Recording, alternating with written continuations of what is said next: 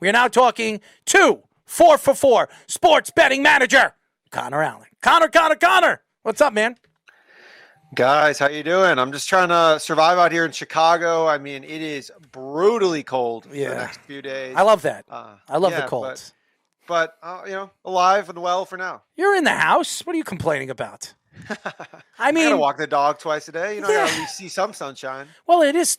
I think tonight it's about 29 degrees here in Long Island, so it's not far. I'm sure it's like in the teens over there by you, but and we're supposed to get a big windstorm, a rainstorm on Thursday going into Friday, so it'll be interesting. It'll be definitely an interesting weekend, holiday weekend. How are you and your family doing? Are you getting ready for the holidays? Yeah, great. I'm actually about to head out to Mexico here in about 5 days with my family. So I will escape the cold. I can't complain too much. You're right. Merry Christmas. Yeah. Because nothing, says Christmas like going to Mexico, right? Yes. Well, it's something that you could do with your family. So I respect that. And I think something that I need to do, I need to go on a nice vacation. I need to get with the ocean clear where I can see my feet. I don't like going into the ocean. As a matter of fact, I'll probably only go feet in because of the sharks, and I don't like sharks. I'm not scared of anything, but I hate the fact that you're going to the water and something could just grab you and pull you under. That's something I don't like. I could deal with crocodiles and alligators because you could see them attacking you. The sharks, you don't know when they're coming after you. Except you ever been like snorkeling or scuba diving? Absolutely, I have. Yes. Yeah. At the Bahamas, I really didn't like it. By the way, Me neither. I have a question because you mentioned you're going to Mexico. I know they do with Halloween. They do right after Halloween. They do the Day of the Dead thing with that tradition. There is Christmas celebrated differently down there? No. Well, I mean, I'm going to Cancun, so it's mostly like American washed as is. Gotcha. But New Year's Eve is obviously a blast. Christmas around then, it's usually a lot of fun. They still celebrate plenty. It's not quite the same as in the U.S., but they put on a good show. And we put on a good show over here, and we're happy to have you on our show. So why don't we get into it? So here in New York, a lot of Jet fans are upset with Zach Wilson, the whole Mike White thing. And I sit back and I've contradicted myself over and over again with the quarterback play for the New York Jets. And honestly, I think both quarterbacks are not the future for the Jets. That's just my opinion. But I think Robert Saleh has an argument, especially this past week when he said, "This is you make Zach Wilson look like instant coffee. That's what he is. He's instant coffee. He has a bad couple of weeks, you want to get rid of him. When he has a couple of good weeks, you love him. Why can't you just let him develop? Why can't you? We believe he's going to develop. We believe he's going to be a good quarterback in this league. Why don't you just let him develop?" So what are your thoughts? Do you believe that Robert Saleh has something? Does he really believe that Zach Wilson is the guy if you give him a chance to just develop? Or do you really think he's just trying to protect himself because he's going to be looking for a quarterback in free agency in the offseason? I think regardless of how Zach Wilson plays, they will be looking for, a Jimmy G type of quarterback in free agency. But if you look at the schedule that they dealt Zach Wilson, absolutely brutal, like murderer's row of pass defenses. And then they give Mike White a pretty easy strength of schedule. And now we get Zach Wilson back against Detroit, who has not generally played good pass defense. And now this week, Jacksonville, currently right now, one of the worst pass defenses in the league as of late. So he's another great chance to prove himself and continue to do so. I think my biggest concern with Zach Wilson in general is that the baseline on a play-to-play level is just so low. Like, you have no idea what you're going to get. The upside is there. I mean, he made some awesome throws last week, but the floor and one of the interceptions he had last week was atrocious. And we see it week to week. It's just like one of those things where he breaks and he doesn't play within the system all the time. When he plays within the system, which we saw against Buffalo, actually before he got benched, he looked all right. He was fine. But if he doesn't do that enough, and that's what something that Mike White does really well, and that's why he looks competent, because the scheme is solid, but he plays within it. Zach Wilson just doesn't, and so doesn't all the time. And so if he can do that a little bit more, use his strengths, he can definitely develop. But I'm just not sure that Saleh kind of waits out that boat there with the rest of the roster looking pretty good.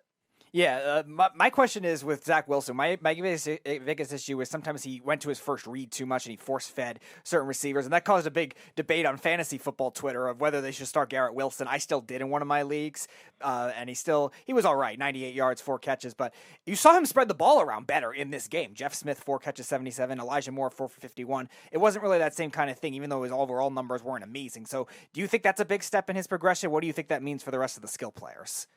Yeah, definitely. And then you also have, looks like Corey Davis is also going to play this week as well, was just cleared. So, the more weapons he has, the better. And they're developing, the rest of the roster around him. And we've seen other quarterbacks succeed. I think Jared Goff is a great example. When they have great weapons, like they're actually able to be a competent quarterback.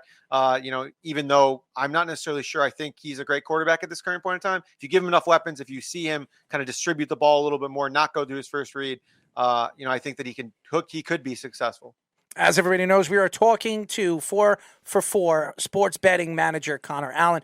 Connor, when we look at New York sports and football, everybody forgets that there is a New York team up there, and that's the Buffalo Bills. And everybody, since the beginning of the season, said that Buffalo Bills are the favorites coming out of the AFC East. When you look at Kansas City and you look at some of these teams that could sneak into the playoffs, maybe the Baltimore Ravens, if Lamar Jackson comes back and he's healthy, then obviously the Bengals, what Joe Burrow's doing right now, his numbers are just growing, and the offense is just growing. Do you really believe that the Buffalo Bills are the favorites coming out of the AFC still, or it could be other teams, or you think it to be other teams? I think at this point for me, it's probably the Chiefs. And that's because we saw the Chiefs kind of go through, like a setback early on. So we had the question of, okay, without Tyreek, how are they going to be able to move the ball? Kelsey's aging. But then they figured out how to spread the ball out and be more multiple, with Juju Smith-Schuster, with Marquez Valdes-Scantling. Now they signed Kadarius Toney. They're getting Jerick McKinnon more involved. Like they kind of already faced their hurdle as an offense to the point where I think that, by the time playoffs are rolling around, that they are the team to beat at this point. Now their defense is not as good as some of the other teams you mentioned. Their defense is not all that great, but I think their offense at this point is the most potent when things are clicking on all cylinders. Buffalo, I like Buffalo. I think that they're awesome. Josh Allen is, not been the same since his week 9 UCL injury. Like he's been good. He's not been bad. He's regressed. Hasn't quite been the same. He's definitely regressed. So maybe was just natural. Maybe it was the teams they were playing. I still am a buyer of Buffalo. I think that they're going to be good. I'm just right now I'd have the Chiefs a slight step above them. So Jalen Hurts, we heard, has a shoulder sprain. It wasn't as serious as a lot of people thought, but again, the Eagles are going to manage it accordingly. He could be out for the rest of the regular season. So 2 things about that. One of which, how do you think he will come back in the playoffs? Will they try to use him the same way with the running especially? And 2, fantasy owners of Jalen Hurts, a lot of them in the playoffs right now. Is there any quarterbacks they should be looking at? Yeah, it's just tough because I mean, right now we don't know for sure if Jalen Hurts is out. I will say I'm almost certain that he's out for this week. Did not practice at all today. Yesterday's report of him practicing was just in a walkthrough. That was not actually true. So I very much expect him to be out this week. Good chance that he plays against the Saints for multiple reasons because they own the Saints draft pick. Them winning obviously has massive implications going forward, and obviously locking up number 1 seed, playoff implications there. So there are multiple reasons why I do think that he ends up playing in the following weeks. In terms of his usage, I mean, you see a lot. Like Josh Allen came back, like not a whole lot changed. Like these guys are such big competitors and like athletes that like you put him in there. I mean, he suffered the injury in like the 3rd quarter and he was still out there just balling because he's such a tough player. So, these guys are so competitive that I think you put them out there, they're just going to kind of do them. So I wouldn't be too worried. Maybe they run a few less designed runs, but Jalen Hurts will still get his on the fantasy aspect. If you don't have him though, maybe like a Brock Purdy lean you could go with. It looks like Malik Willis is going to be in line to start. I mean, he runs a lot. I don't think he's a very good quarterback, but for fantasy, you could do worse. Yes, you can. You could definitely do worse. When you look at the NFC, and obviously the Cowboys losing that game against Jacksonville, everybody keeps ranking on Dak Prescott. He's not a good quarterback. He made mistakes. I thought Dak played pretty well. I don't think it had anything to do with Dak on why they lost that game. I think it had everything to do with their so-called elite defense that were not elite against Trevor Lawrence, who, by the way, is playing great football right now. Is there a team right now, and I don't think the Vikings are it, okay? I'm sorry. I don't believe in the Vikings. I really don't. Is there a team besides, everybody says San Francisco, that can knock off the Eagles? Is there a particular team that stands out to you right now in the NFC that can knock off a healthy Philadelphia Eagles team? Oh man, this is tough because the NFC is just, I don't know, really kind of a dumpster fire because you're looking at the Vikings, who you mentioned are massively overrated. I think it has to be the Niners if we get competent quarterback play out of Purdy, just because the system around him is just so good. Like the defense is awesome. The pass catchers are fantastic. The scheme is awesome. So like in general, but then like you're looking at the fifth best teams in terms of odds to win the NFC.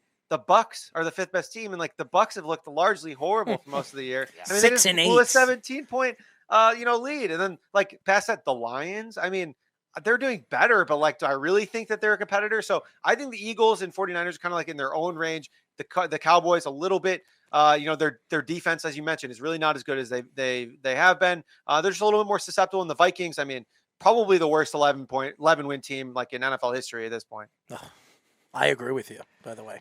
So I want to go back to Brock Purdy on the 49ers. So obviously we saw George Kittle finally break out this week after he had a really rough year when it came to receiving. A lot of fantasy owners didn't like that, and Deebo Samuel being hurt right now. So what do you expect from this offense, both in the playoffs and for the rest of the season, now that they've clinched the NFC West with Brock Purdy? And can you see him maybe long term being the guy? That's tough because he has been playing pretty well, but like with these types of things, it's tough to know whether he's just a product of, the circumstances and like kind of what he has around him. I imagine that they're probably going to try and look elsewhere unless he plays like amazing. I'm sure that if you get them just like some above average quarterback who can manage the game, I mean, kind of like Jimmy G, they're going to consistently be a playoff contender. They went for the big home run with Trey Lance. So far a swing and a miss, but I understand why they did that because he had the upside to potentially like win games his own. He didn't need the system around him if everything hit. That obviously has so far not turned out to be the case. But in terms of going forward for San Francisco, they play Washington this week at home, 7-point favorites. Washington has a great run defense, but I do expect San Francisco just to keep relying on Christian McCaffrey in the passing game, in the running game, just be like the focal point of their offense, especially with, some of the other players in the mend right now. So as long as they have success running the ball, I think Brock Purdy will be fine. If it's relying just on Purdy, I mean, we haven't really seen that. I have some questions about that, and maybe we get to see it before the playoffs. And I think that'll help answer a lot of questions about kind of like, if they get punched in the mouth, what happens? How does this offense respond? And that's the most interesting question from it all, because when you go back and forth and you look at San Francisco, Purdy could be the answer. Purdy could be the future of this organization. They drafted him in the 6th round. He could turn out to be another, I don't know, Tom Brady. I'm not saying he's Tom Brady, but who knows? In that system, it could work. He has McCaffrey, Deebo Samuel when he comes back. He has Kittle. He has got so many weapons, and his offensive line is playing elite now that Williams is back. So this is the real deal.